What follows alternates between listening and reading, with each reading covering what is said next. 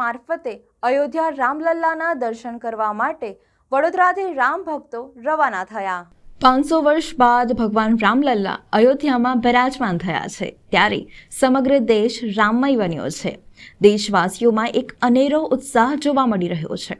આજ રોજ વડોદરા શહેર વિશ્વ હિન્દુ પરિષદ તથા ભગીની સંસ્થા તથા સંઘ અને રાષ્ટ્ર સેવા સમિતિની બહેનો તથા કાર્યકર્તાઓ મોટી સંખ્યામાં વડોદરા સેન્ટ્રલ એસટી ડેપો ખાતે આવી પહોંચ્યા હતા, જેમાં સાવલી તાલુકા, વાઘોડિયા તાલુકા અને વડોદરા શહેરના કાર્યકર્તાઓ અને હોદ્દેદારો ત્યાં એકઠા થયા હતા અને જય શ્રી રામના નારા લગાવ્યા હતા। સમગ્ર ગુજરાતમાંથી 3 ટ્રેન સુરતથી અયોધ્યા ખાતે જવા રવાના થવાની હોય ત્યારે વડોદરા શહેરમાંથી 40થી 45 કાર્યકર્તાઓ અને હોદ્દેદારો એસટી ડેપો મારફતે સુરત જવા રવાના થયા હતા। ત્યારબાદ સુરત ખાતે સમગ્ર કાર સેવકો, વિશ્વ હિન્દુ પરિષદના કાર્યકર્તાઓ, ભગીની સંસ્થાઓ, રાષ્ટ્રીય સ્વયંસેવિકા સમિતિની બહેનોનું બહુમાન અને તિલક કરી સન્માન કરવામાં આવ્યું હતું।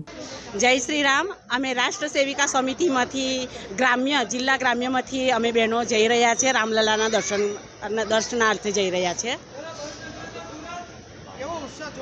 અનેરો ઉત્સાહ છે, આજે તો ખૂબ ઉત્સાહ છે અને બસ રામલલ્લાના દર્શન કરવા માટે આનંદ કંઈક અલગ જ પ્રકારનો છે। અમે થનગની રહ્યા છે દર્શન કરવા માટે।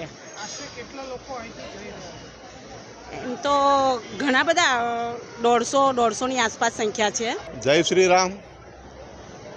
500 વર્ષના ગુલામીના પ્રતીક એક ઢાંચો તૂટ્યો ત્યાર પછી અયોધ્યામાં જે રામ મંદિરનું નિર્માણ થઈ રહ્યું છે, પૂરું ભારત આજે રામમય છે, ત્યારે વિશ્વ હિન્દુ પરિષદ આયોજિત, એની ભગીની સંસ્થાઓ, સંઘ અને અન્ય સંસ્થાઓ આયોજિત આસ્થા ટ્રેનો દ્વારાનો એક આ કાર્યક્રમ છે।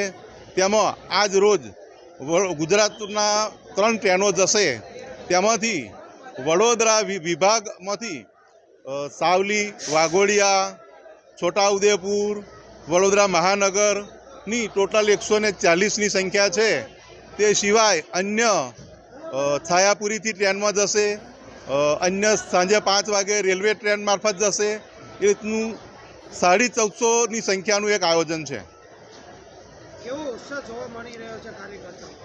બસ આજનો જે ઉત્સાહ છે એ આજે એક સંકલ્પ હતો, વર્ષો પહેલાં અમે 1990 અને 92માં જે સંકલ્પ લીધો હતો એ સંકલ્પ આજે પૂર્ણ થઈ રહ્યો છે। એટલે અમે દર્શન કરવા માટે જઈ રહ્યા છીએ અને આજે પૂરું વિશ્વ ભગવામય છે, ભારત પૂરું એકદમ ભગવામય છે, એની અમને ખુશાલી છે। હવે પૂરું ઓલ ભારત આપણે જોઈએ તો રામમય થઈ રહ્યું છે, તેનો અનેરો આનંદ એક અલગ છે। રામ ભક્તોને એક મારી બહુ નમ્ર વિનંતી છે કે કોઈ પણ જાતનો અનિચ્છનીય બનાવ ન બને, તેની જવાબદારી આપણે રાખવી, એની તકેદારી રાખવી અને શાંતિપૂર્ણ રીતે દર્શન કરવા અને સમગ્ર વડોદરાની પ્રજાને પણ અને ભારતના દરેક નાગરિકોને પણ કહેવા માગું છું કે એકવાર અયોધ્યા જઈ અને રામ ભગવાનના દર્શન કરે। અને અત્યારે જે રામમય સમગ્ર હિન્દુ પ્રજાને એક મારો મેસેજ છે કે આજે જે રામમય પૂરા દેશમાં જે થઈ રહ્યો છે ઉત્સવ, આનંદ ઉત્સાહથી, એ જ રીતનું વાતાવરણ કાયમ માટે બની રહે અને આજે જે વિશ્વ હિન્દુ પરિષદ, RSS અને એની ભગીની સંસ્થાઓનો જે સાથ સહકારને મળ્યો છે અને બધાએ આપ્યો છે તેઓ કાયમ મળતો રહ્યો।